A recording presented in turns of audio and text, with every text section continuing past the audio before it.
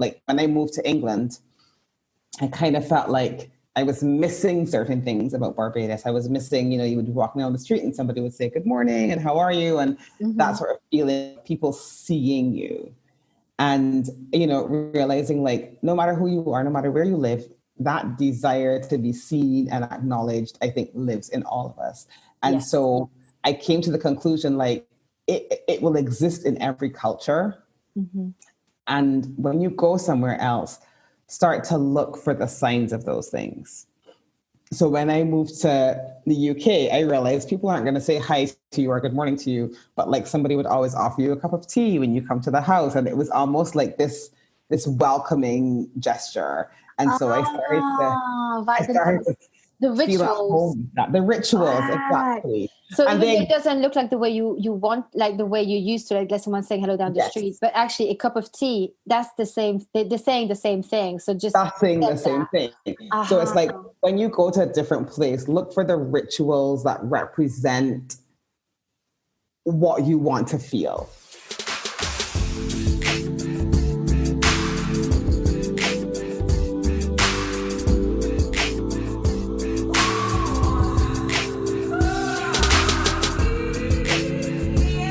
Welcome back. We are on today with my guest, Safiya Robinson, who is back for a second time on the Tour for This Shit podcast. I'm Angie S., the founder of angies.com. That's Angie-S.com. Link in the show notes. Where I'm a health coach helping busy women fed up with trendy wellness bullshit look and feel younger effortlessly without Botox. To work with me, you can get in touch via the website or email me directly at hello@angie-s.com. So if you haven't yet, please share this podcast with your friends. Rate, review, subscribe to it on Apple Podcasts or follow it on Spotify. For all the other platforms, whichever way you show love is how you can support this show. The more you do that, the more it helps new listeners discover this show. It takes 2 seconds and it's completely free for you to do. And it just really helps support me doing, like, releasing free content week after week. So I'd really, really appreciate it if you do that. Do you want to press pause and do it now? Or is that me just being a bit too pushy and controlling? No? I think it's cute. Come on, do it. Do it now. Okay, I'll back off. So today with Safiya, we talk about what home is and what belonging somewhere means to us. We've both lived in different countries, and so we're coming at it from that angle. And Safiya is just wonderful, really calming, and just a really wonderful human being. And I'm really glad that she agreed to come back for a second time. So without further ado, let's begin. Welcome back, Safiya. Thanks for having me. I've been looking forward to this. No, same here. Like, really, thank you for joining me today. You were, just for if anyone doesn't know, like you were one of the first guests I ever interviewed. So long time ago. You were part of like the brave women who took a chance on me because I have no podcast out.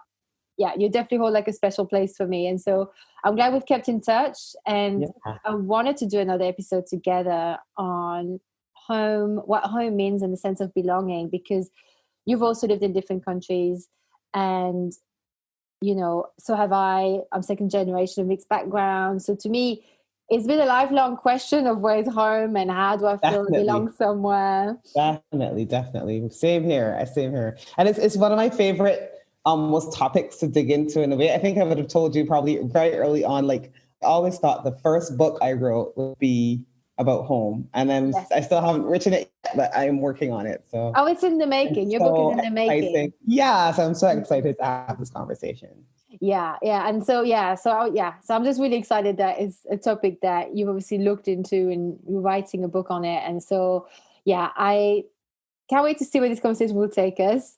Yeah. And so before we dive into this, can I just quickly check, like, how have you been? Like, because you're based in Barbados. How has it been? That's such a loaded question. Okay. I told people a couple of months ago, like I've stopped answering the question, how are you? Because it's so loaded. I don't know what the answer is on any given day. But I did hear someone say the other day, like they're like a mix of being absolutely fine and like totally terrible. And I'm like, most days that's how I feel. So that's my go-to answer for now. I'm absolutely fine, but also not. And that's, some days you gotta just go with that. Yeah, it's such a loaded question, and I can tell as well when I see people. It's like their face just says it all. It's like, oh, I don't know, what do I say? I don't even know how to answer that question anymore. I know. It's just like, I feel like it's all gone a bit mad. I hope we go back to some sort of normal. I can't be looking at shields in shops anymore, masks on transport. The bars were open this weekend in the UK, and no dancing was allowed. Oh my goodness. No dancing allowed. We all had to sit at the table. We all had to sit at tables. Wow. Obviously, I danced around the table, because I can't, if there's music on, you're going to have to dance. But I wasn't allowed to go, away from the table to dance. So, yeah, it's a funny time because it feels like at the beginning of this year, it felt like it's a bit like we'd all been drafted, but to stay home, not to actually go to some like war, but to stay on the couch and like basically be grounded, Yeah, I know. So, yeah, it's been a funny one. So, yeah. Can I ask, are you still celibate? Is that okay for me to ask, or do I delete this? You could ask. You've never asked. You're so funny, Angie. You're so hilarious. I'm happy to answer, and yes, for the moment I am. Let's go. For the moment, yeah. So yes, I feel like it's been such a long time since we talked. Yeah. But yeah, no.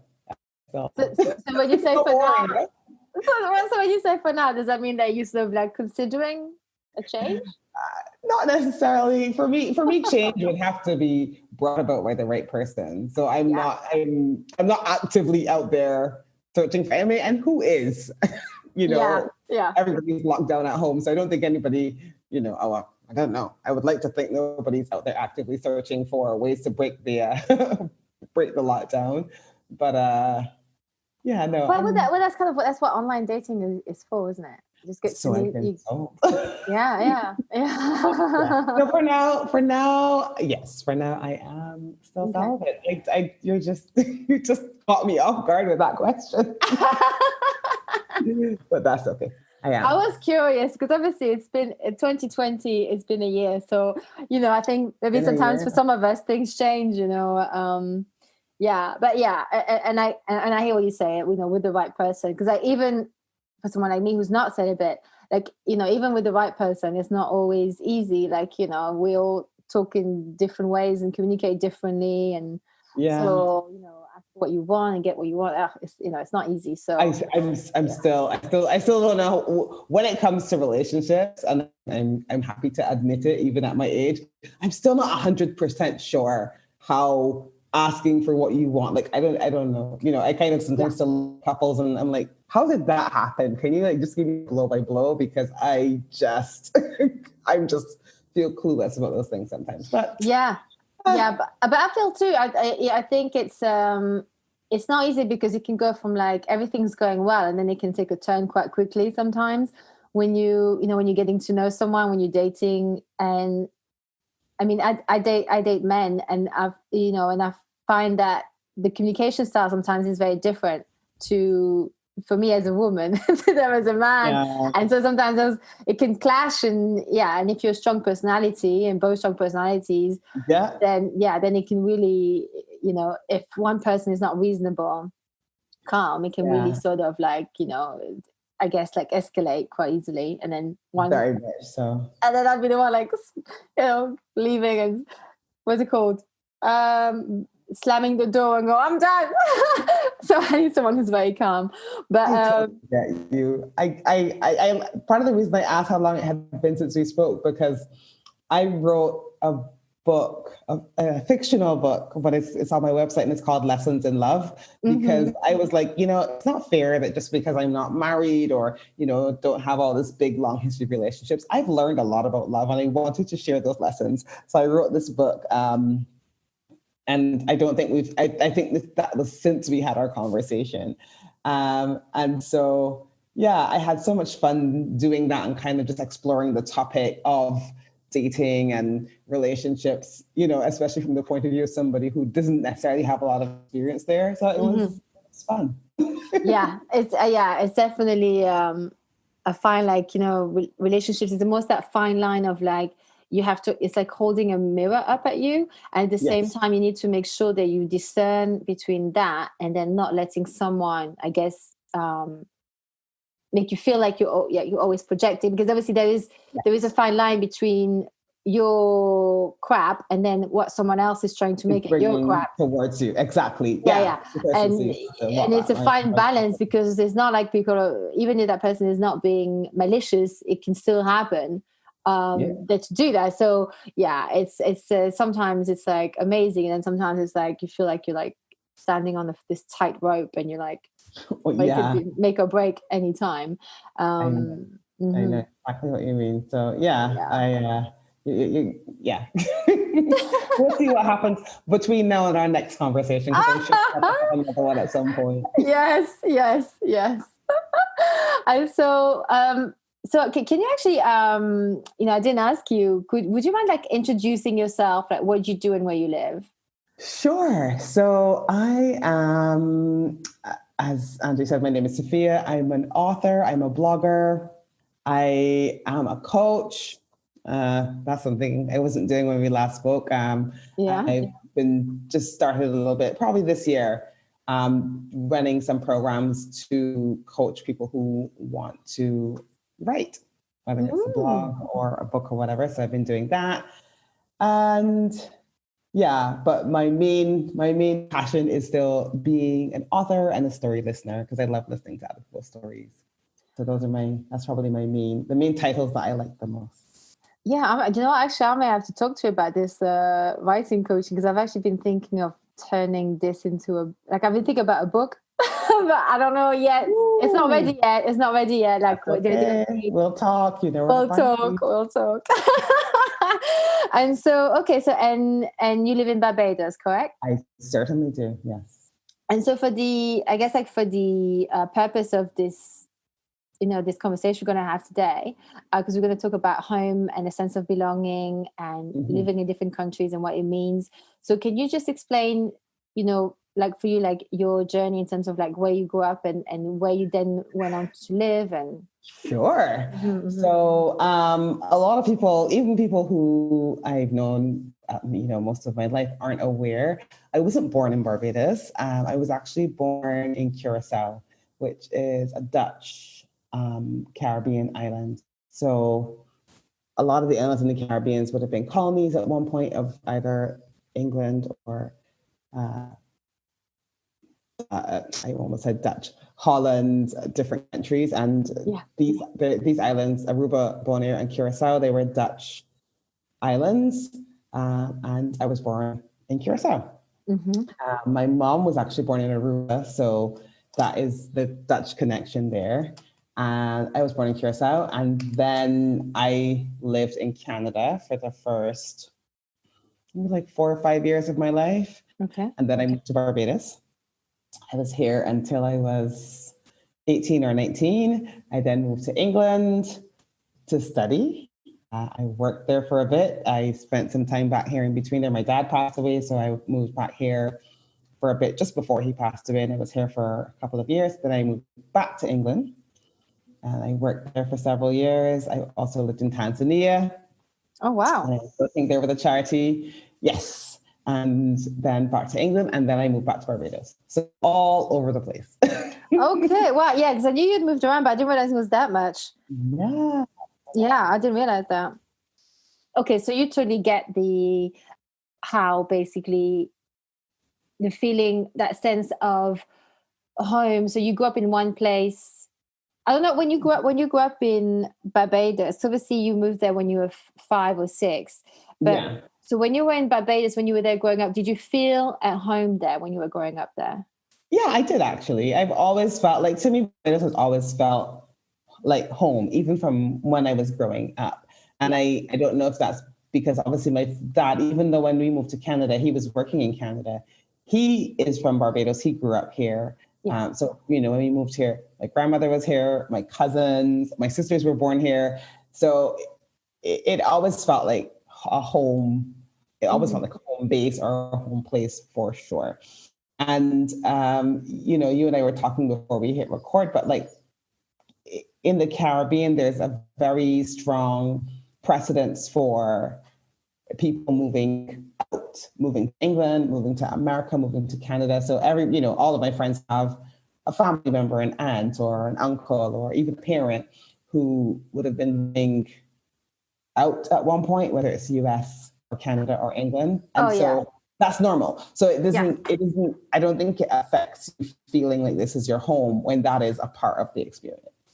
Yeah, absolutely. No, I can imagine that, because my friend, she moved to Barbados. Her dad lives there, but she grew up in the US, and then she lived in the UK, and then she moved back there. Now she's going to move probably back to the UK. So it seems like to be very much like from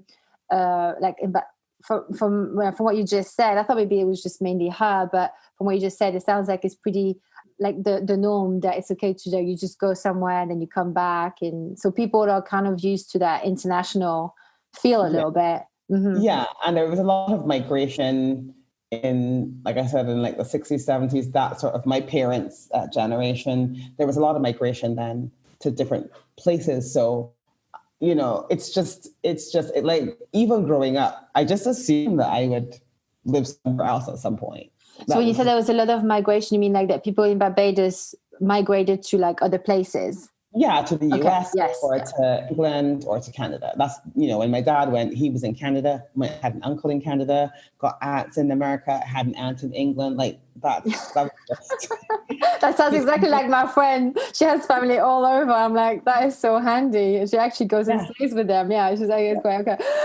So because you left quite young. So because I left because I grew up in Belgium, and I left at 18 to, you know, which is around the same age as you when you left Barbados. I went to Denmark.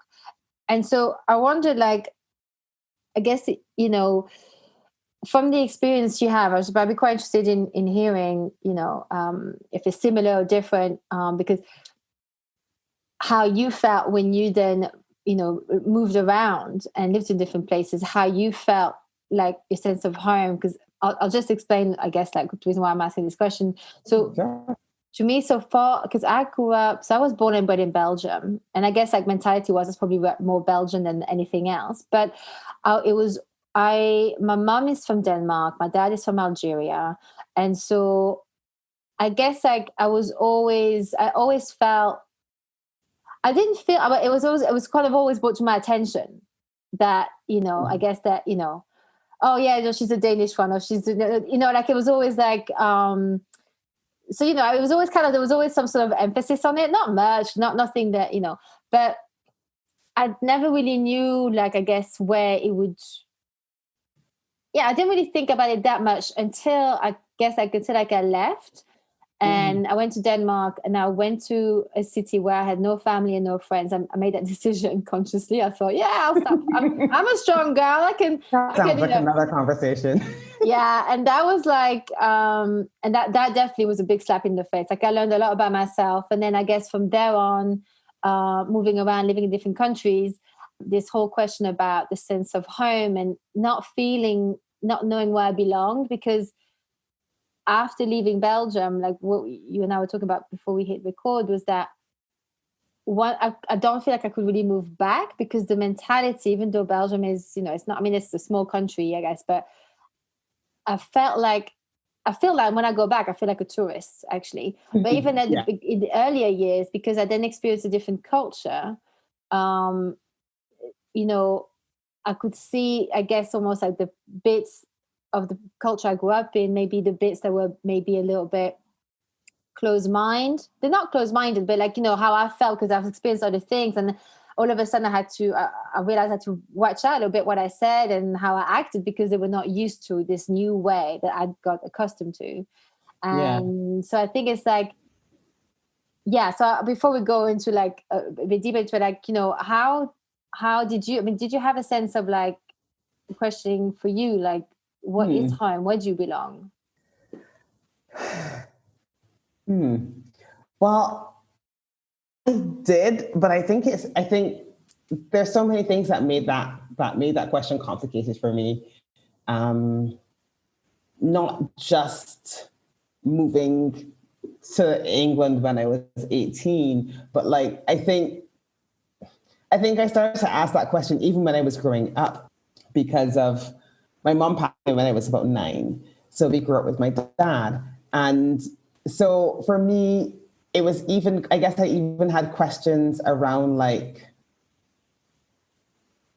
how to, it's going to sound weird, but almost like how to be, what's the right way to be moving through the world. So that kind of felt like it got amplified when I moved to England, because then I was in a whole different culture.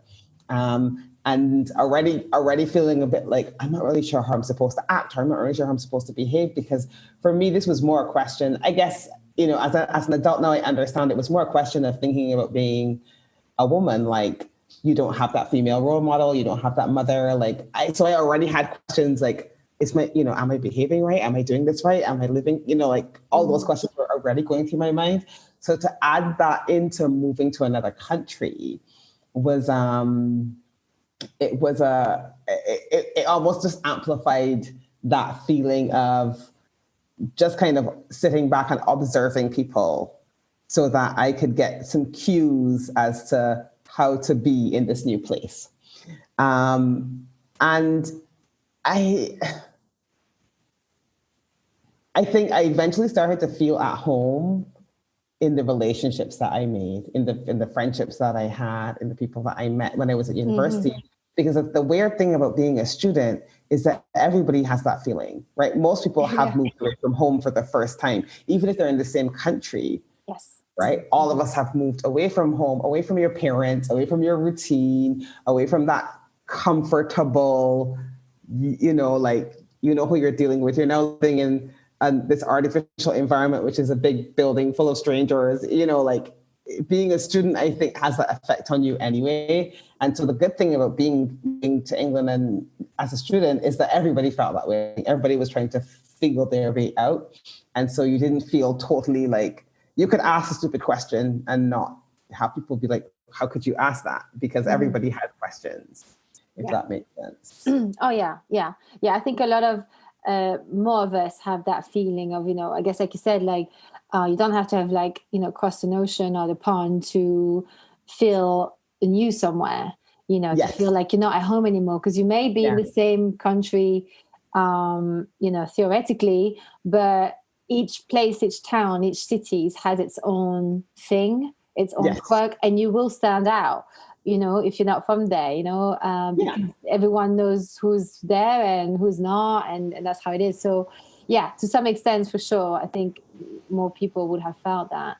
And so you mentioned something quite important about the home almost became, if I understand you correctly, defined by the relationships you formed with new friends and things like that.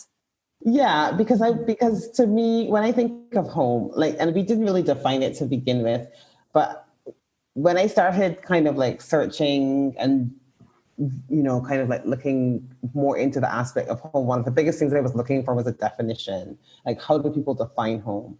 And I realized for me, if I think of home, it's almost like this anchor, right? This thing that is stable in the midst of, especially for me, having moved around so much, it's looking for this anchor thing, this thing that is, when you come to it, you kind of feel like you can be yourself.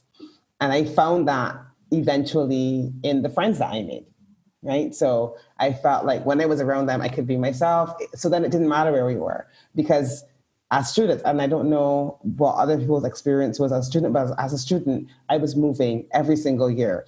One year I was in one hall, another year I was in a different hall, house. So even that wasn't stable and steady, right? So for me, that stability and that anchor came from the friends that I made and the people around me. Mm-hmm. And so in terms of because I feel like sometimes when people ask, so where is home?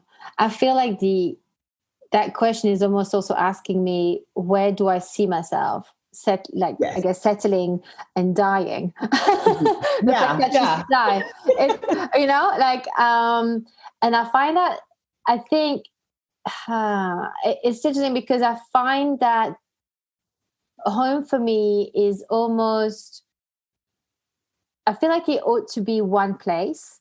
I guess if I was to be very Zen-like and like a monk going, oh, home is from within, is inside how you feel. And I guess, Sure. and I kind of get that, I understand that. But I think for me, relationships, people, my friendships, for example, they're very important to me. My friends are like family, because especially after moving around so much as well, friends become, it's a different anchor, they're not an option, they're a necessity for me.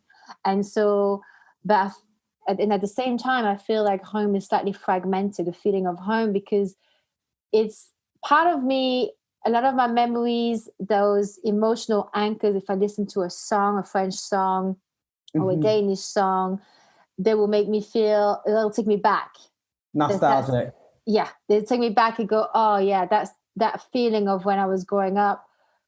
And my mom now, she's moved back to Denmark. That's where she's from. So she moved back there, and part of home is there as well. But it's not enough. It's not like a whole encompassing. And I wonder if it's because obviously I spent so much time as an adult in the UK. I've built these amazing friendships and over a long period of time. And I think so, but would I want to die here? It's almost like, where's home? It's like several questions in one. And I'm like, all I know is I don't want to die in London. That's what I know. Exactly. Maybe in the country. Yeah, maybe in the countryside. Like I just don't. But I feel like I miss like the sun. I miss like. There's also a sense of community when I go to Thailand, because I used to go to quite a bit, and it's like, because we see each other all the time, we do activities together all the time. We go to yoga, we do this, and there's this sense of like togetherness that I miss from a big city. So as much as London, and I'm starting to feel British because I've been here for so long, I miss that sense of community. And I think if I have a place where there's a sense of community, I would feel more at home. And that doesn't often come in a big city, because now when I first came here, all of my friends that I made, we all lived in the same area, because it'd be like, you meet someone, oh, where'd you live? Oh yeah. And then you say, and we all agreed to live the same area, because we were like all renting rooms, and it's cheap, and we were just partying all the time. And, there was not much importance of where we lived. It was more like we were closer. And I think now, obviously, when you befriend a lot of, other people who aren't from the area, like a lot of expats or settlers or whatever, I guess expats, because settlers, I guess I'm a settler because I'm still here, but people, they go back home to their home, like back to the original country. And then all of a sudden you're like, hey. So I guess I've built more relationship with, like, I guess I have a mixture of like friends who are from other places, and also people who are from here, whether they're like second or third generation, or actually just white British, it's like, but it's almost like that. I have to have that sense of continuity a little bit, because people, they come and go, and it's like, whew, it's hard. It is hard when they're part of your home. I'm curious, and this question just came to me because I have a really good friend who she was born and raised in the US, but she currently lives in Italy. And I always remember her, and she'd moved around too. She lived in different places. And she lives where now? You said in Italy? She's in Italy now. She's in Italy. And she said she remembers the first time she visited Italy, she was like, I want to live here.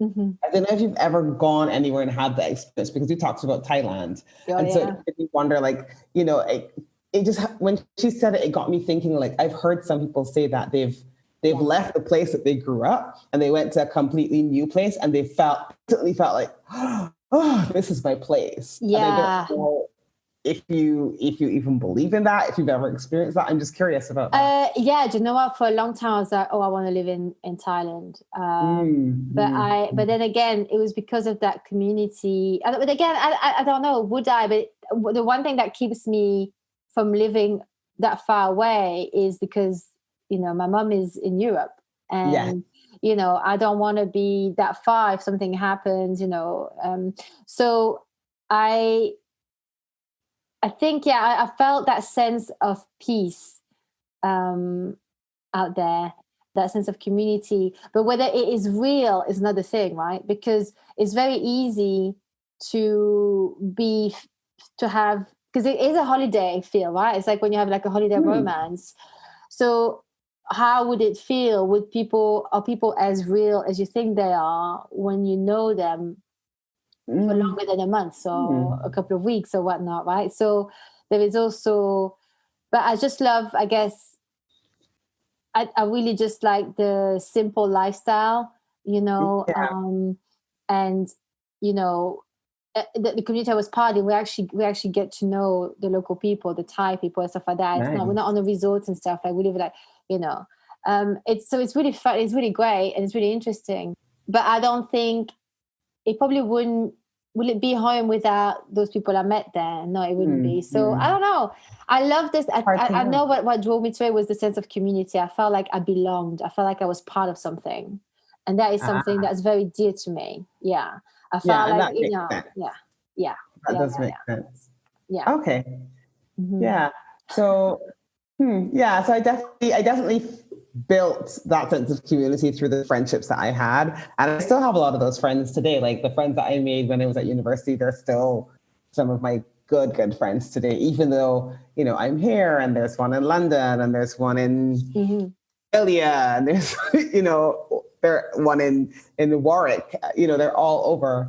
We're still really good friends. They come to visit me. I go to visit them. It's hard because I don't see them that often. Yeah.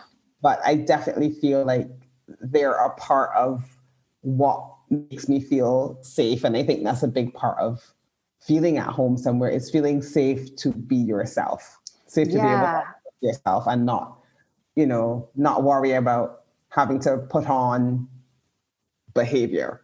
Yes, absolutely. And it's funny because I would feel this sense of belonging here to London if it wasn't because we were all living, I say, so far away. London, it's not because London is big, but it's not that big. We're not out in the outback in Australia where it's like 3 hours drive before you see anyone, Yeah, anybody, Right. So, but I think I've noticed a change from when we all started to grow up a little bit and people started to move in an area they could afford to live in, but having more space. People were buying houses. Kids.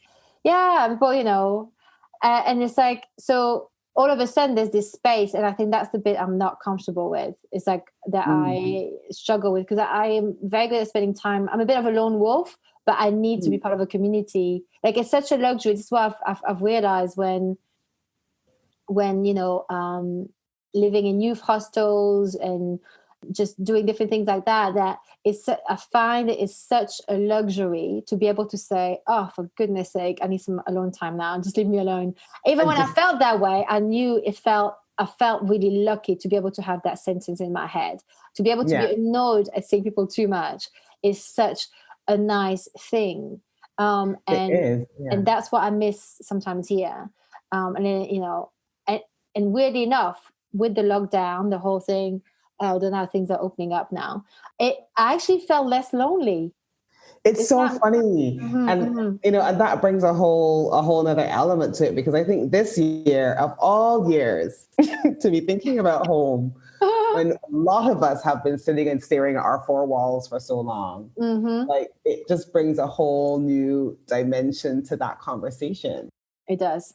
And, I don't know if I would say felt more or less lonely, but there were a lot of people that I connected to in different ways that I wouldn't have done outside of the lockdown. So, one example is a friend of mine, it was her birthday. Yeah. And she had this Zoom birthday party, and she lives like in Colorado. Yeah. So actually, if we hadn't been on lockdown, I would never, she would have been her and her friends, and that would have been it. And I would never have been able to attend, and that would have been fine. But it was so nice to do that. I got to meet her friends. We played Cards Against Humanity. That was another experience. I don't know that game. What's that? Is that like an online card game? Cards Against Humanity is, that was the first time I'd ever played it, and I didn't know what it was either. But it's basically like, I feel like there must be a real life version, but we play the virtual version. Where they have these cards and you have to answer these questions, and then somebody kind of guesses like who answered it or which was the worst, and you give like this is the impression I got, like they might ask you to finish a sentence and you could put anything there. You could put something risque, you could put something normal, you could put something, and then they kind of have to guess like who said it or something like that. This is, you're probably going to get a lot of people writing into you saying that woman doesn't know how to play Cards Against Humanity. And they're right, I lost, but it was fun because I wouldn't have normally, like that was an experience I would never have gotten outside of the lockdown. And so I think there were a lot of things happened during the lockdown to mean that I didn't feel as lonely because I had those connections with people all over the world. I have a friend who lives in Australia. She's a yoga therapist. And she kept saying to me, you need to come and attend one of my classes. But of course, she's in Australia. But now she was doing them online. So I actually got to attend one of her classes. So it's, I got so many experiences that I might not otherwise have gotten thanks to the technology. Yeah. It's interesting, right? Because it's like technology is sort of getting us closer but further away at the same time. Yes, I know. It's crazy. It's just such a paradox because, I'm trying to imagine what lockdown would have been like. I always tell people when I first moved to England, this was in the 90s. Okay, there were no cell phones, there was no Google, there was no social media, right? Yeah. There was, I don't know, your kind of experience, but like for me, there were those big pay phones that you had to keep putting £1 in. Yes. Oh, yeah. And I remember like you had to ask authorization to make a long phone call to a friend because there was a charge to it. Yeah. No, I'm 41. I grew up, it was landline. Mobile phones didn't exist. Yeah. Like people who had like a phone in their car, that was the rich people. You know what I mean? It was like, that's the time era I lived in. It was like, oh no, we don't have like, I was like, oh, you have a phone in your car? Oh my God. I was like, we didn't have that, but it's like. I never even saw that. I'd never seen anybody with a phone in their car until I was into my 20s. This was just like early blue screen email, it was, and I'm trying to, I was doing a bit of decluttering in one of my bedrooms the other day, and I found a whole bunch of letters that my friends and I wrote when we were at university. Like, this is how we communicated, right? That's how we communicated. Absolutely, yeah. When you got like a love letter from someone, it was like so exciting. Now when you get like a text with like a heart emoji on it, and that's that's the extent of that. Exactly. But I'm a bit curious about those, because I haven't really actually taken part in like Zoom parties. I mean, I think the most I've done is having like a 3-way call on Zoom with friends. And I think it's like, I don't know how a Zoom party will work because you can't really be more than one person talking at a time on Zoom. So you can. You can? You can't, no. No, you can't. Right. Okay, yeah. So it's basically like a monologue or like a one man or one woman show each time, right? Like, and then until someone else then takes over. Like, you can't take like separate discussion with someone if you want to connect with someone. Yeah. So you can actually have breakout rooms in Zoom. So you can actually have little rooms that people can go and break out into, and like 2 people are in one room, 2 people are in another, that type of thing. And so a lot of people, especially nowadays that they've had to do a lot of meeting facilitation on Zoom, there's been a lot more features that allow you to have those types of conversations. Okay. But that being said, you're right, it's not the same. But also, I guess if you compare, I guess I was comparing it to the fact that I was just sitting here at home. I'm not, the day job that I have is not a work from home job. Yeah. Right? Yeah. So I literally was at home. Right. And, I could write and I could read and I could watch TV. There were lots of things I could do. But those, that Zoom party or that Zoom connection, to me, it was fine to give me a more of a sense of being connected to those people. Oh, yeah. No, it definitely helped. I mean, for me, it helped to be able to connect with different group of friends over the lockdown, like on Zoom. Mm-hmm. Yeah. I mean, otherwise, even for me, I can spend time alone. I've done it from quite, my first experience of like not talking to someone for 4 days. I was like 16 and it was before internet and I was just in a room and that was really challenging. But I've been used to just, spend time alone now. So, but even for me, I was just like, really white knuckling it after a while. I was like, I was like, I'm done. How long is this going to last for? It definitely got difficult after a while. And I think, like that was one of the things that you and I were discussing, like if your idea of home has changed with the lockdown. I would say, I can't say that mine has changed, except that it made me realize. So, for me, I didn't see my sisters or my nephew that much. We did a few video calls and Zoom calls, and that was fun. But that's the new home. It's going to be Zoom. Zoom is supposed new home now. No, but I don't live with them. No, Zoom. I said like Zoom, the software. Yes. That's the new home almost, maybe. I don't know. I know. That's crazy though, isn't it? Yeah. Yeah. I got to chat with them on video, and my nephew would make videos and send to me, and it was really nice. But I kind of miss that tangible, actually seeing them and spending time with them, that type of thing. So I think it kind of made me appreciate that even though I don't mind staying at home, and even though I don't mind the virtual connection, like I want real connection too. Yes, absolutely. I think that's one of my love languages. I've never done the test, but definitely quality time. And for me, quality time is not on phone, not on text, although obviously that all helps. But what really is a defining thing for me to actually replenish me is spending time with people in person. Yeah. And I think like this experience to me, you just talked about that. I feel like where that is helpful is because there are going to be points in time when you're not going to be quote unquote at home, like if you were to leave and go somewhere else, and it's kind of like understanding what makes you feel at home so that you can build those things into your routine no matter wherever you go.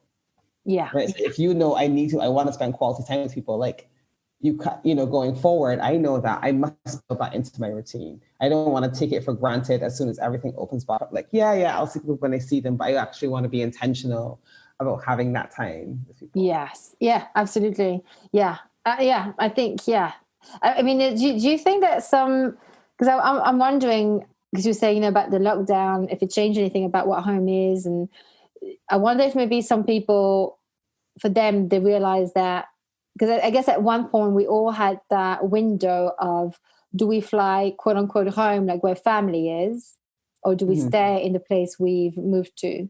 Now, obviously, I know like for you, like you are in Barbados.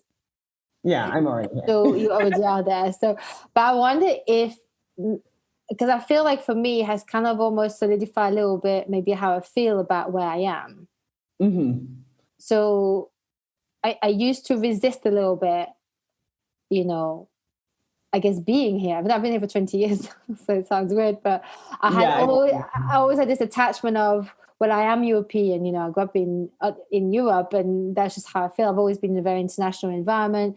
That's what I love, and I don't like to be defined in those kind of ways. But I feel like, I think in a way I've realized that I think something in me just surrendered a little bit to the fact that, well, I am here.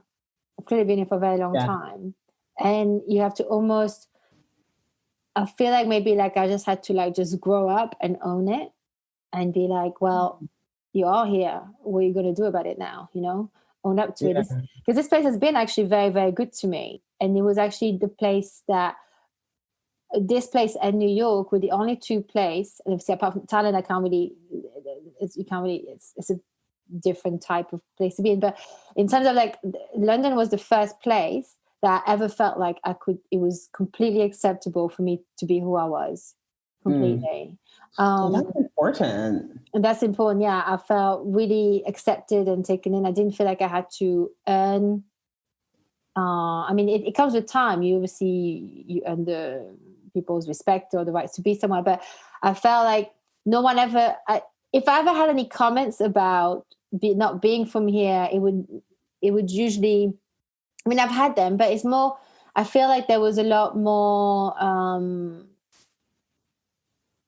well, I guess the matter of fact is that because I'm not, my looks are not part of the immigration that they used to. So I guess that is part of it too. But so no one really gave a shit, which was great. I was kind of invisible, which was very nice.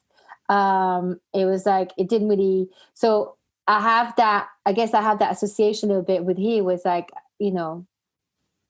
the extent of not being from here has not been such an emphasis compared to other places I've lived. So this has been an easier for me to be here. Yeah. And I guess I really like the humor, and there's lots of things I really like about, obviously, England. But yeah, I feel like a part of me surrendered a bit more. That's not a bad thing. Yeah. No, it's good, because it's I think I find it sometimes it has been a struggle to have that question in my head: where is home? Where do I belong? Because for me, people are everything. That's how I belong. But when you don't see them, it's difficult, right? When you don't see each other as much as you were in your 20s, because you were in your 20s, you had all that energy to go out and less bills to pay. Those bloody bills. I don't really have an answer yet. I don't really know. It's more like, I feel like it's almost like an idea realization in progress. Yeah, that you just kind of surrender that little bit more. Yeah. Yeah, I like that. And I for me, I during the lockdown, I started keeping this COVID diary. I have not been great with it for the last few weeks, but I did it on a different website, not my blog. And one thing I talked about was that even as I felt, very privileged to be connected with people with technology and whatever, I also remembered, and it's something I wrote about, like I also remembered growing up in a house or a home that I wasn't necessarily that comfortable in. And it just made me think, like, I'm lucky to be locked down in a place that I like. There's so many people who are possibly locked down in situations that are not ideal, or that, they're now having to face something that they might not have had to face before, because, there are people in the house or situations, even, about the physical house itself, that they might have been at work all the time, so they never had to deal with it, or, any of those things. And so it kind of just was a reminder to me, like, I'm still lucky and privileged to live somewhere that I enjoy. And, it must have been so hard. I think lockdown must have been so hard on people who didn't. And that was something I was very aware of as well. Yeah. Oh, yeah, absolutely. I mean, I definitely felt on the winning team in the lockdown, because I live alone. And so I didn't have to take on anyone else's pandemic stress or the way they deal with it. And because I'm a bit of a loner, I enjoy my own company. I really do. So I felt like, oh, this is great. I'm on the winning team. I was like, single women are going to be the one who survive this. And also ex-prisoners, ex-felons, because they've had to, in their mind, and again, it's not to compare, but in their mind, they've had to choose how they have a sense of freedom whilst all their rights have more practically been taken away. They're just they're locked up, basically, where we had to lock ourselves in. But they've had, so I think they've got all the mechanism to survive it way better than most. I haven't. Now you have me thinking, like, this is somebody I need to interview for my book. Like, I need to find somebody who's had a period of that lockdown outside of the coronavirus. Yeah. But yeah, because I think that their mindset is, because they have to somehow, I can't imagine something that must feel, I don't know how they feel, because I haven't been in that position. But, in that moment when you're locked up, the first few days, the first few nights, we think that being asked to stay home has been tough, but imagine to, and I'm not saying depend what, obviously there are certain crimes that, I would want someone to be locked up for. But I'm imagining, let's say someone's innocent and they've been locked up. The exercise they've had to do in their mind to overcome that humiliation and that you must feel so unsafe because you're at the mercy of the guards, they have the keys to your door. You don't. Yeah. I think that all of these feelings, and then somehow finding a room in your mind to a space that no one else can take from you. And I sound like a romantic, as if like I've been there and I know. No. I don't know, this is in my head, but they must have created something. You have to have, your freedom's been taken away from you, but you have to create a sense of freedom for yourself and a sense of, well, this is your home now. You got to make it work and you have to survive. And so, yeah, I think, and I don't know how we got into that conversation, but I think that it's definitely an area that I would love to speak to someone about. I'll put it out there. Let's see who responds. Yeah, let's see who responds. That is such an interesting point, but I think it just kind of, you know, I think the whole lockdown thing has just done a number on some people's heads. Like it certainly did a bit of a number on mine, not just being at home, but, you know, for some people, their whole sense of safety, because they may have lost their jobs, or they're, you know, there's so many other things that feed into what causes us to feel safe and secure, not just the four walls around us. And so if you're in a position where you're locked down and, you know, you don't know what's happening with your job or your livelihood or your whole, almost like, I met someone whose career up until then was in events. And she was like, that whole career has gone away now. And it's just like, wow, it's just like a whole you know, it's mind blowing. A whole industry that's going to be completely changed by this. Yeah, no, it's completely insane. Yeah. Yeah. So it's been doing a number on people's minds for sure. But it definitely got me thinking about, like, you know, for some people, being at home, as in being in their house, actually might not be the place where they feel at home in their own skin or feel safe or feel comfortable. And so it's still, as you say, a case of having the mindset of, like, how can you create that feeling of those feelings of belonging, those feelings of safety, and no matter where you are, because you may be in a situation where you have to create that because it's not automatically provided for you. Yeah, and actually you brought up, like, the sense of safety. Like, I think for me, that's always been a thing.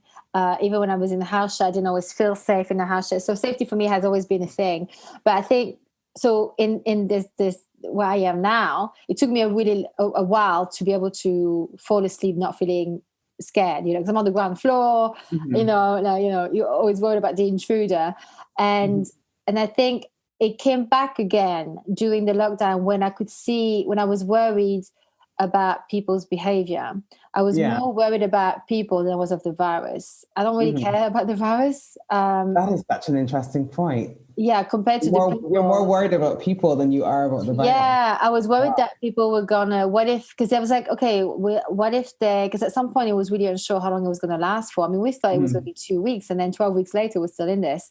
Yeah. And so, right. So it's like, and I was like, what if people uprise, you know, and start to lose it, and, you know, and people think they're not going to have food, and what if they start to, you know, break into people's home, and what if, like, you know, like things like the movies like The Purge and that kind of stuff. You know, I mean, we've seen obviously, like, a pandemic play out. You know, we've seen that in the movies over and over again. And I'm like, okay, well, what's next? And I think, you know, so I think, like, all of a sudden I was like, I got really worried for a few nights now. So I found it really hard to sleep. And I've been, again, last week, I woke up in the middle of the night with this sense of unsafety, panic. And so, but that is because I live alone. But you guys, if I was in a house, I feel the same.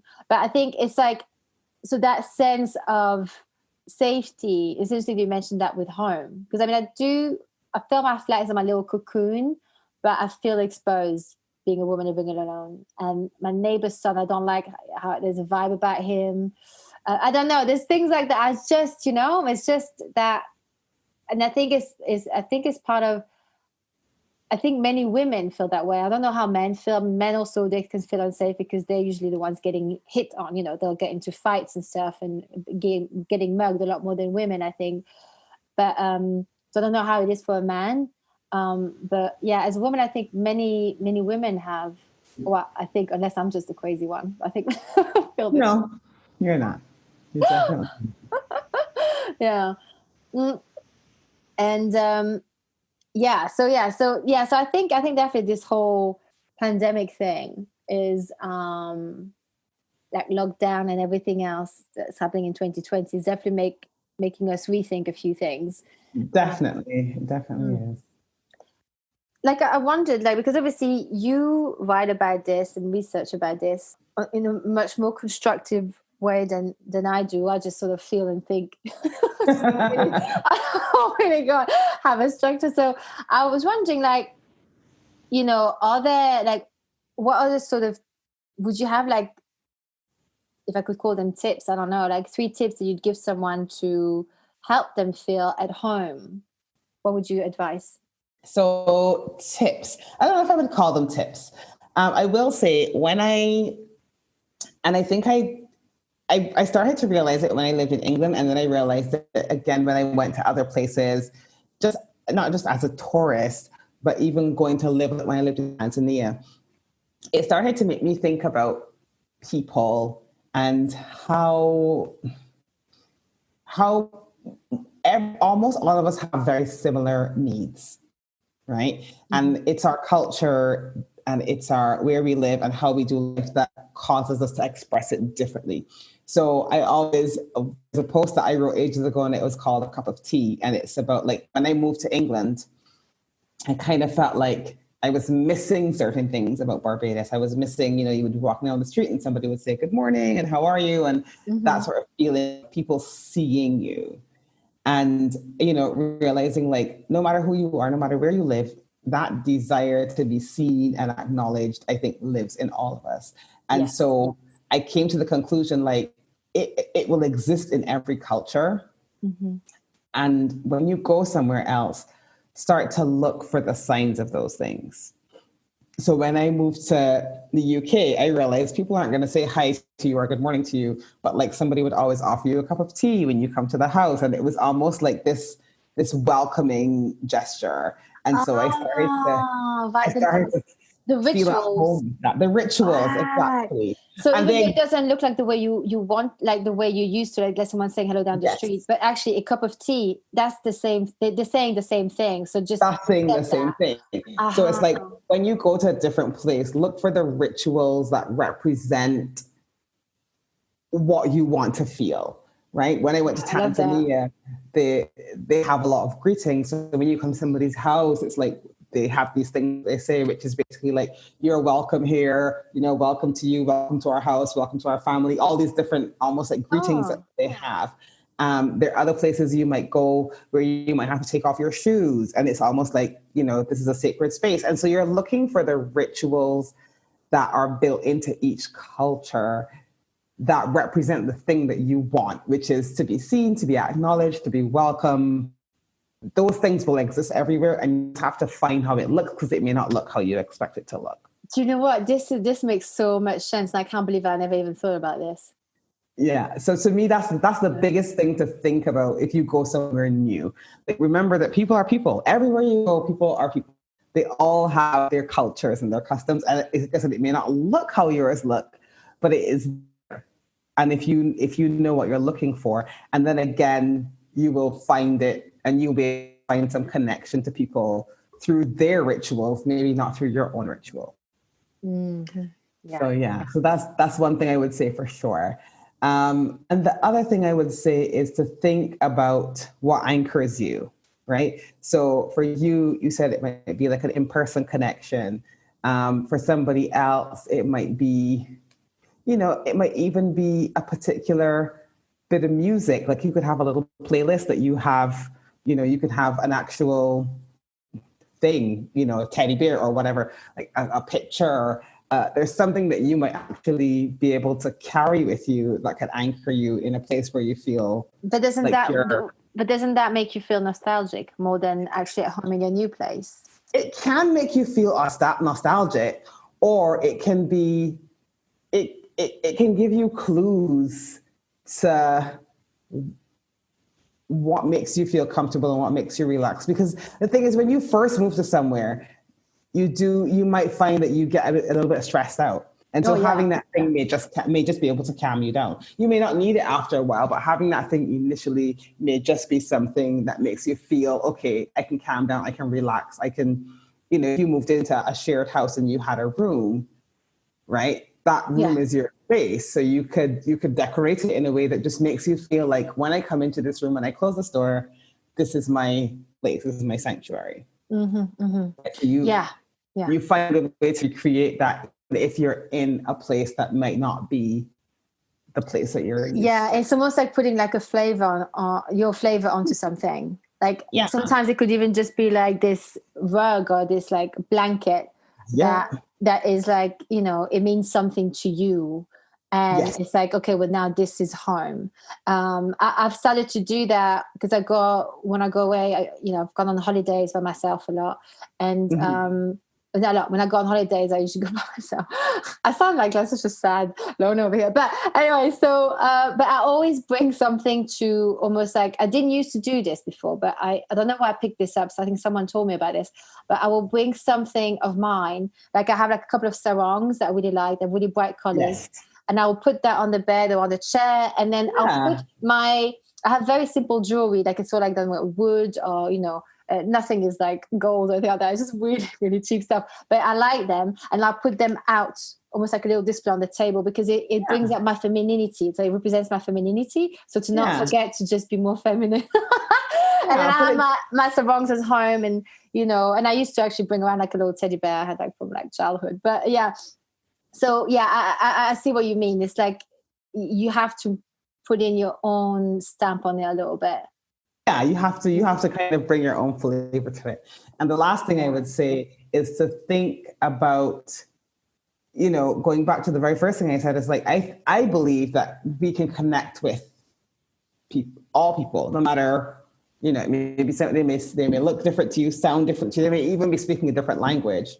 Yeah. But so much of communication is nonverbal. Like 80% of communication is nonverbal, right? Yes. So I think, sometimes you might go somewhere, and I don't know how you feel about this because I don't know if English is your first language, but like for me, when I went to Tanzania, that was a big thing for me because I did not speak the language, right? And so it's like you feel like that's a barrier to you being able to connect with people. Yeah. But if you remember that, like I said, I always remember like 80% of communication is nonverbal.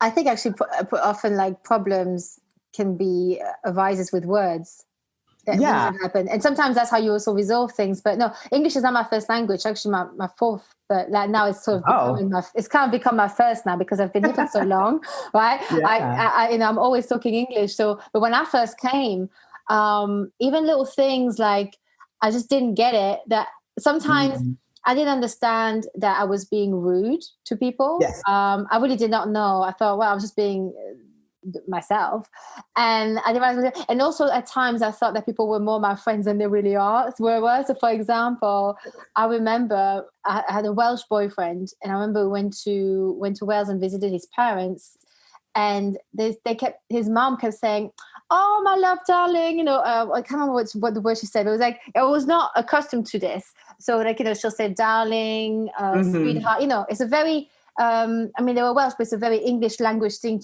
in the UK, I feel, anyway. Yes. Those terms of endearment. Terms of endearment, which is actually inappropriate in the cultures I'm from, unless you're like close to people. You don't say that, for example, So I was like, oh my God, I'm definitely in. Like, they love me. After that, he actually dumped me. So I was like, I was so not in. But yeah, they like me. But I thought that was like so sometimes you can almost confuse that as like an overly,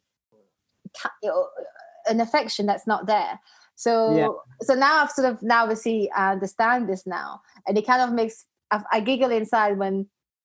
And my mom, she's lived in the UK before I was born. She was a au pair here, and so when I go to the market with her, and you have that really Cockney accent, go, "All right, darling," to my mom, it makes me laugh because that is so not done where we're from. But it's funny because it is actually I quite like that side of it now. I think it's so sweet, and it kind of almost bridge a gap that you're bridging a gap when I feel like when they do that. I guess it's part of the cup of tea. It's part of the greeting down the street. That's how they bridge that gap and take you in a little bit more. You feel more comfortable. And just seeing it for what it is, like see it for what it is, then I think you appreciate it so much more. Yes. Oh yeah, absolutely. So those would be, if I were to give any tips, it would be those. I think they're great. I can't. First of all, I actually can't believe I didn't even think about that. And I don't know if would this be different for you or not? But would you give the same tips, or would you give different tips to help someone felt like they belong to a place? Or I guess maybe home is belonging to a place. I think belonging is a different feeling, because I think that is less about finding the rhythm of the place. To me, like finding those rituals and everything helps you figure out the rhythm of the place that you're in. But I feel like belonging, to me, each person has to define what belonging is to them. A big part of belonging to me was the connections that I made with people. And so I definitely felt more of that when I made those friendships. And I think, and that was actually the third thing I was going to say, which is, find the things that you like to do. So if you're somebody who likes to go to church, like find a church that you feel comfortable in. If you're someone who likes to play a sport, maybe you can find a sport to play or something. Like to me, you're more likely to find those connections when you're doing something that brings out the best in you.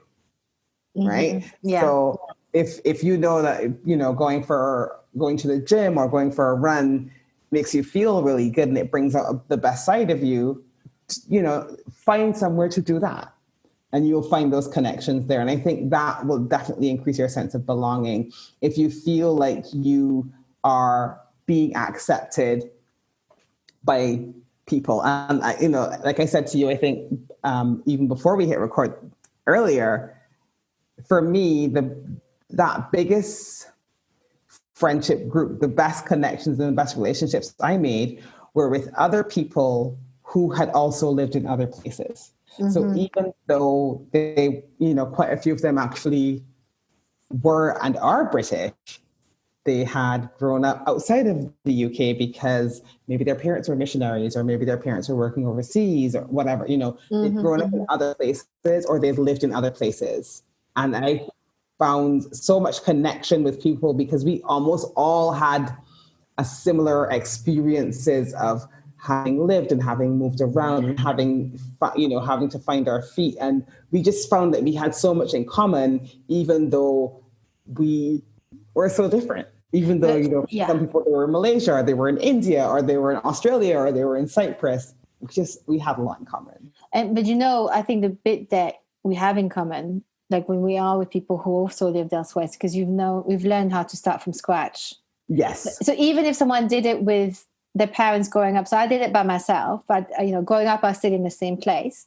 But I think even when it's on with family, and especially when they're growing up, that's really hard because they have to start a new circle of friends every 3 years for some of them, when they move around so much.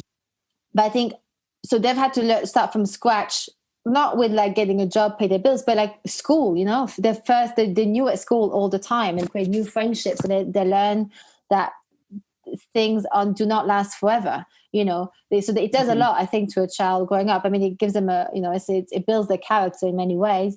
But I think it's that starting from scratch. And I feel sometimes, I think, I don't know if you've ever had this thought, but I've had this thought many times that if I was someone who felt content in just staying, so I grew up in Belgium, so I guess I would have been very Belgian in terms of mentality growing up there, even if I'm not originally from there. But it doesn't matter. That was where I grew up. That was my culture.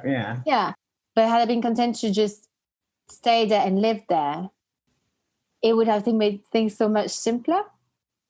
But I definitely think it does make things simpler, for sure. And I think people who don't have that need to, and I don't know if I really had that need to explore, because I kind of left for a couple of reasons, but I think I don't know if I look back, I'm like, okay, but how would I really feel? Would I maybe probably felt really restless and felt like I was missing out? But I think some people really have that in them that they don't need to go to literally the village next door. Like I've met people like that in Denmark where they've never literally been to the next village, which is not far. You can walk it. I know that one. Right?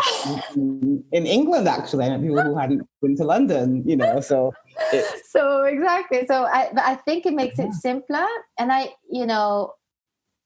and I don't know. I think it would have made things a lot easier. Would it have made me happier? I don't know. But I guess if you're content, you're content. You're content. Part of me sometimes can be a little bit envious of that, going, you are around your family or if they have family, they have their friends they've always known and they're happy with it. And I don't think they understand sometimes what it takes and what it does to someone to have chosen to start from scratch, and your need for that special connection with people that, you're not going to settle for chit chat with all your friends. You're going to have a bit deeper meaning. But that's just it. I think a lot of it depends on, as you say, are you content there?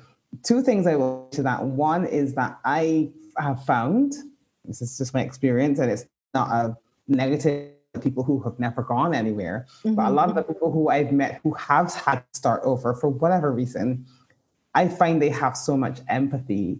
They have so much almost care and understanding for another person who may have to start over. Yeah, because I think if you, any of us who had to start over has had to experience a little bit of a mini breakdown. Oh, yes. You know what I'm saying? Yeah, because it's hard because I realized when I first left at 18 that actually how much of my own identity I had, how do you call it? I had, so I guess, like anchored it to my network of friends, to my education, to what I knew, who I knew, being at home with my mom, where we live, everything like that was part of my identity. And that all of a sudden that wasn't relevant anymore. No one gave a shit about, about, I had to start from scratch because I'm no one. Yeah.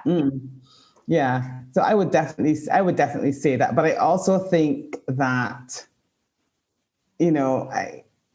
when I first moved to England, I met this person, and I remember she had lived in other places as well. She'd lived somewhere else before she moved to England. And I remember she'd always talk about, when I was here, blah, blah, blah. And when I was there, and it was almost, when you talked earlier about surrender. Yeah. It was almost as if she hadn't surrendered to the fact that she was living in that place anymore. Right. And so for years, she would just compare everything in England to wherever she had been before. And then one day she moved back and all she talked about was England. And I was like, it just made me think, like, sometimes a part of how much a sense of belonging you feel. And this is outside of, mistreatment and all of those things. I'm not talking about anything like that. But I think sometimes that, it does sound a bit, I don't want to say cheesy, but like you have to start with an inner feeling of surrender. Like, I am in this place now. And that is something that I made a conscious decision to do. I always said, like when I moved to England, I could sit around saying like, oh, I miss Barbados and I miss breadfruits and I miss mangoes and I miss this and I miss that. And I did. But also, like, I made a decision. I moved to England. Nobody forced me. Nobody pressured me to be there. I moved there. I made a choice, and I've made a choice to accept the good things that there are about there and to, just be okay with that. Because there are pros and cons to living everywhere, right? And there are good things and bad things about living everywhere. And so to me, when I moved there, it's like I have to take the good and the bad of this place right now, right here. When I moved back to Barbados, same thing. I have to take the good and the bad about this place right now, right here. Because I think if you don't start from that place, it's going to be very hard to eventually feel that sense of belonging, because you're always be comparing it to something that is elsewhere. Oh yeah, but and that's exactly like in relationships. If someone's always comparing that one that got away, that one never got away. You didn't work out.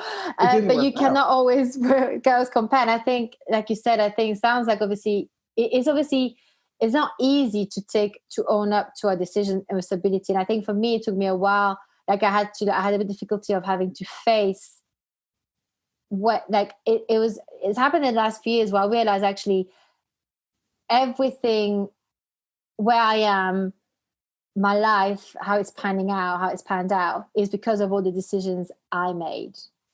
Mm-hmm. And that can sometimes be, it's a strange pill to swallow. But it's like you have to face yourself, right? And I guess it's easier to go, oh yeah, well, back in Belgium or back in Denmark, it's like this, it's like that. I think there's a resistance to accept where you are because, like you said, no one forced us, Yeah, and we're lucky because no one forced us, right? We're very lucky. There are other people that are in other circumstances, but for me, when I think about the situations that I have been in, these were choices that I made. I left Barbados, I moved to England. I left England, I moved to Tanzania. I moved back to Barbados. These are decisions that I made. And I also was privileged enough to make the decision. Absolutely. Oh yeah, absolutely. I will accept, I'm not going to go in the supermarket because, here in Barbados, we import a lot of our food. Mm-hmm. Okay, and people go into they complain. Oh, this, when I was in England, I could pay 50 pence for this, and it costs $5 here. I'm not going to complain about that. Either I pay the $5 or I don't. But it doesn't make any sense because when I moved to England, I, like a breadfruit that somebody would just give me a gift here. When I was in England, I knew somebody had to pay £8 for that fruit. So it's give and take. There are things here that are cheaper and there are things here that are more expensive. And the same thing happens over there. And I just have to, the first thing I need to do in my mind is just accept.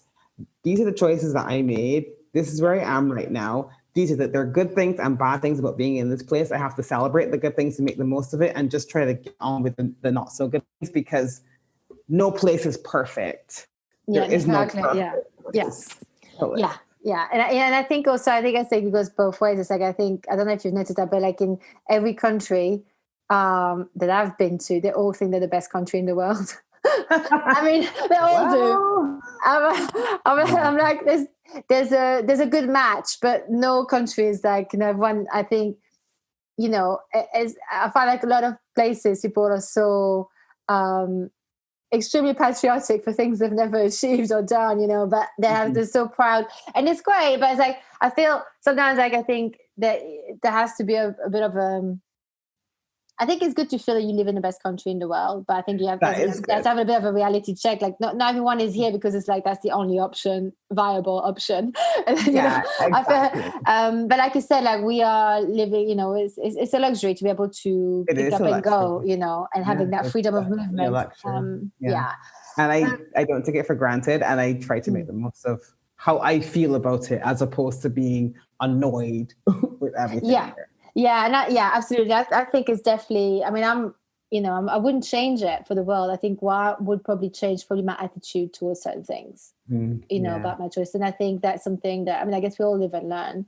But it's definitely been an amazing experience. And I think, I guess like I don't know how I would like round this up in terms of like home and belonging, but I think definitely like with like that sense of surrendering and like you're saying, looking for things that actually, I guess almost like their own love language in the country you go to. Yes, in the country you go to. Yeah. And also to me, it's thinking about finding that place where you are free to be yourself, even if it is an online community. Yes. Right. Even if it's just in an online community, because bringing back in the technology, like, I think sometimes we are in a place where we need to find that space that we can go and just be ourselves and be free to express ourselves. And that may initially be an online space, but I feel like knowing that you have that space that you can be free to be yourself, it changes how everywhere else around you looks. And so that's the place to start. Find a place where you can feel at home in yourself, around people that allow you to be that person, and then kind of try to expand that experience from there. Yeah, no, that's nicely put. I guess like in terms of, I know I've asked you these when you first came, when I first interviewed, I think it was early 2019 maybe. But I wonder maybe if anything's changed or if it's the same. So I always ask these two finishing thoughts to all my guests. And so the first one is, what would you tell your 18-year-old self? What would I tell my 18-year-old self? That's another question I always find loaded, because that girl would not have listened to the 40-something-year-old version of me at all. Like she talk about believing in everything being black and white. That was me when I was 18. So I always struggle with that question, because I'm like, oh, they're low. I could have told her, but would she have listened to any of them? Yeah, I doubt it. I guess what would you have liked to know? What would you wish you knew? Maybe that's what I should ask. I wished I had known. I think one thing I wish I had known when I was 18 was that nobody has it figured out. I think I thought at the time, like I said about having my mom pass away, I think I felt like I'd missed out on the manual. Yeah. Right. Yeah. So everybody else knew how to talk to boys, and everybody else knew how to sit in public, and everybody else knew how to do this and knew how to do that. And I felt like I was missing all of these essential bits of knowledge that, would make me a woman or an adult or a whatever. And it was only when I was well into adulthood that I realized that everybody was making it up as they went along. Yes. And I wish that I had known that then. Yeah, but you know what? This is really interesting, because obviously it's a different scenario, and obviously 9 is very young for you to lose your mother, and it makes sense that you'd ask yourself these questions. But I feel it's interesting because I didn't grow up with my dad, and actually part of the whole COVID thing, I actually found him. So I haven't actually talked about this on the pod yet, so this is the first time I mentioned this. But all the warning signs of what he's like were all there, with the letters it's written to my mom and stuff like that, and what I could read from them, and what I could read of his personality. And interesting enough, so we spoke and spoke a few times, and it's one of those things where at the same time it hasn't changed anything in my life having spoken to him now, and at the same time it kind of has. And the part that has, I think, is one that, and obviously, again, it's different because, it's not like if your mom decided to leave and not do anything. It's very different. She passed. But I think what I learned with talking with him again is that this feeling I had all along anyway, but it kind of was proven right, is that I'm actually very lucky that he wasn't around. I think I'm probably very lucky. Wow. I think it would have messed me up quite a bit. But and 2, I realized I dated different versions of him my whole life, and I'm like, even though he wasn't there, that's crazy. Wow. Wow. Yeah, and it made me appreciate. So I've got a frog in my. I'm not getting emotional. I'm just having a frog in my throat. So let me just drink some tea. And 3, it made me. Although it's been a few years now that I really appreciate a good man. Not that I knew how to handle it, but now I appreciate it even more because I've seen firsthand. I haven't even seen him. He's based in Algeria, so I haven't seen him, especially with the lockdown. So, but I feel like, it's given me a whole new level of appreciation of a good man, because they're not all like that. They're not all like him. They're not all, act the way he does and things like that. So I think sometimes, even though, like I said, it's obviously different. It's not, your mom didn't walk out on you, but it may have felt that way when you were 9. I don't know, but I think it's sometimes the alternative isn't there. There is no alternative, and like you said, now I know people who have like a 2-parent household that seem really loving, and the parents are been married for 50 years or whatnot, and they can't figure it out either. They don't have their shit together. They don't know exactly. Yeah, you don't know how in the family how it's all working out and how it is. But you don't. I think we just don't know, and I think that is part of acceptance. I think that is what I wish I'd known, because I think had I really known what I found out like recently with him, speaking with him, is that I wish I'd known this for sure. And I wish I'd known this because I think, I mean, and again, I don't know, but I feel like I would have made healthier choices when it comes to men and my outlook on them and things like that. And I think, and I think he wasn't the only person that to define those beliefs I had with men, but I think I realized how almost like genetically he had an impact on me. It's very strange that, you know, he's a stranger, but he's not a stranger at the same time. I feel like I've met this kind of man so many times. I think, so it's interesting. So sometimes, it is just that it is what it is. And I used to hate that sentence. I used to hate that sentence. I hated it. Like, don't tell me it is what it is. I want to change everything. You know, like I want it to be different, but also, you know what, like it is what it is.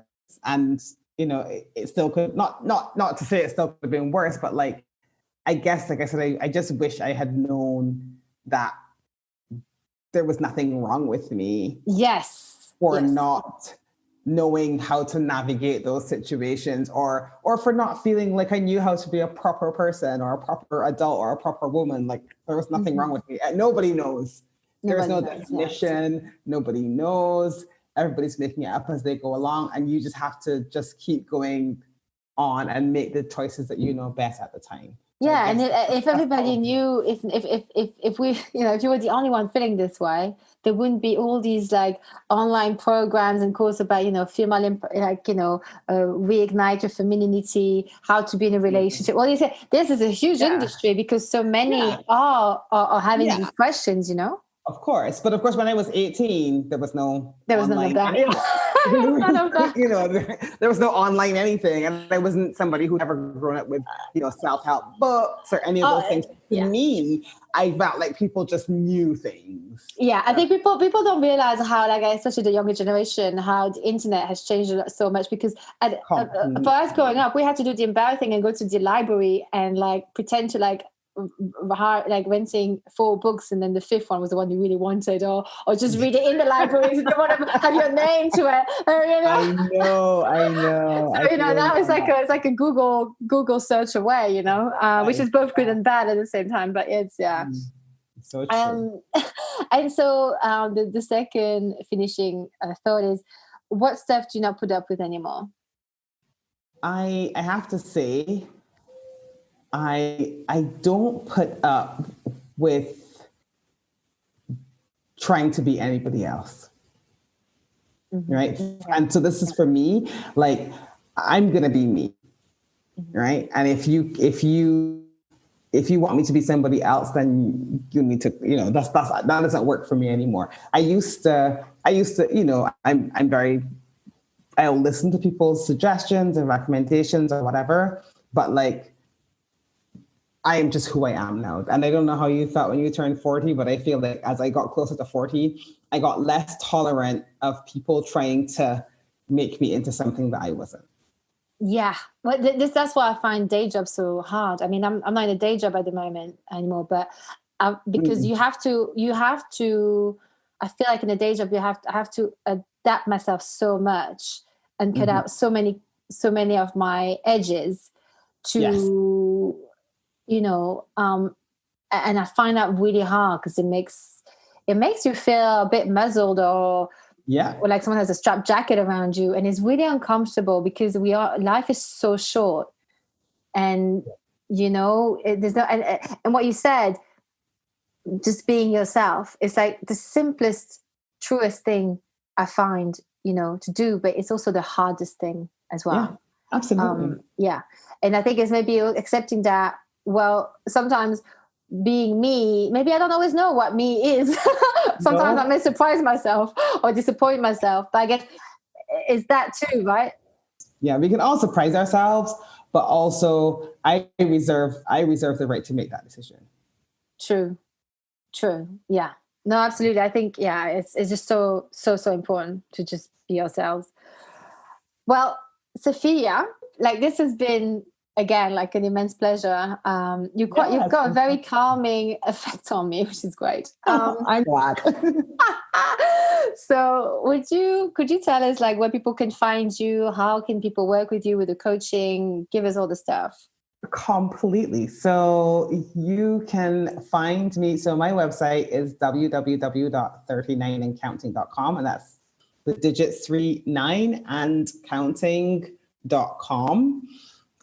So come find me there, and you'll find my blog posts. You'll find how to work with me. You'll find my books are available if you want the digital version, both the one that I mentioned earlier about lessons in love, but also there's another book that I wrote about being yourself.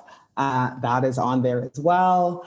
So that's I call it my home online is 39andcounting.com. And so you can find me there. I'm on Instagram, Safiya Robinson 77. I'm on social media. And, if you come and find Angie, and I won't be too far away. I won't be too far away. She follows me, I follow her. So if you come find her, I won't be too far away.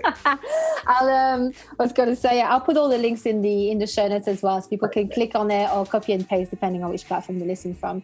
But yeah, no, absolutely. And it was a great pleasure, and hopefully we can do this again soon. Absolutely, I can't wait, and I will definitely be looking forward to sharing this with my audience because like I said, it's kind of inspired me to get talking about this topic again. So I'm so glad I had this chance as well. No, absolutely. No, thank you so much for this. Thank you, Safiya, for sharing your wisdom and insights and your good humor. So it's great. Thank you so much.